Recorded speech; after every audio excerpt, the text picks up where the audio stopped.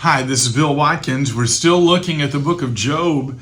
Job has been complaining bitterly because his life is terrible, and it really is. His kids and all his possessions have been destroyed. His health is gone. His friends are badgering him about his evil, and even his wife says, just curse God and die.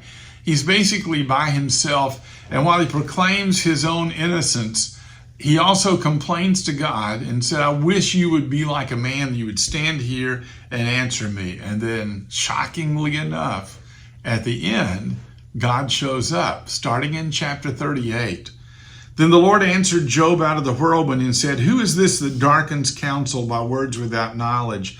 Dress for action like a man. I will question you, and you make it known to me. Where were you when I laid the foundations of the earth? Tell me if you have understanding. Who determined its measurement? Surely you know. Or who stretched the line upon it?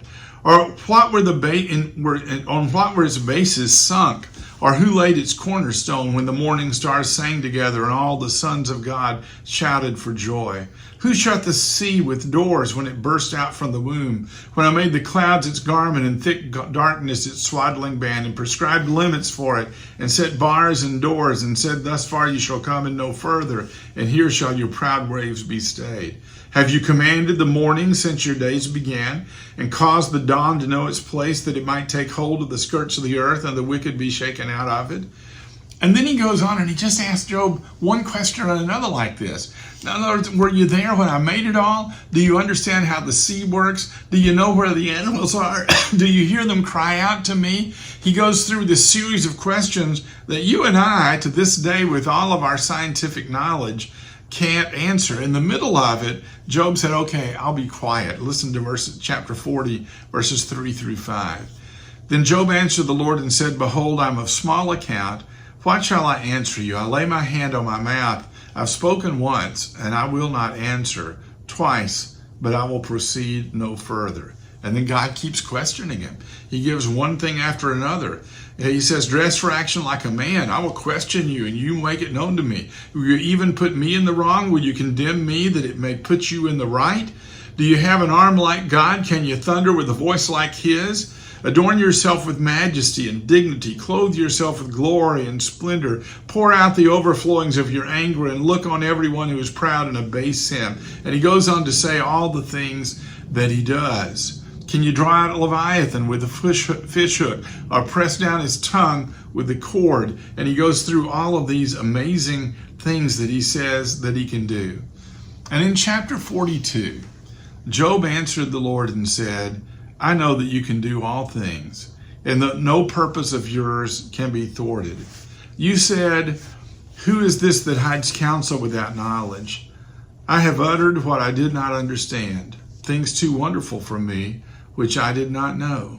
You said, Hear and I will speak, I will question you, and you make it known to me.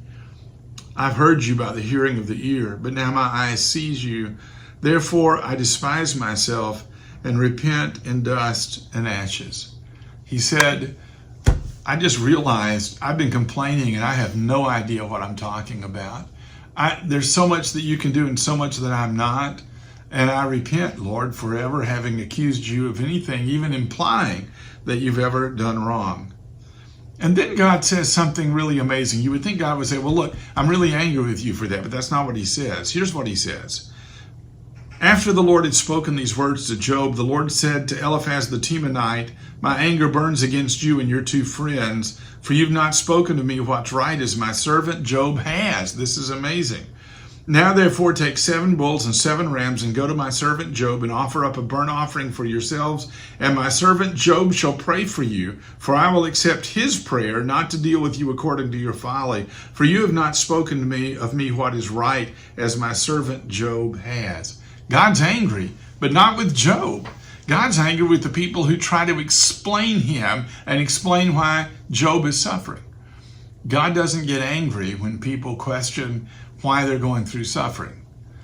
But he might very well get angry with us who try to explain God when we have no idea.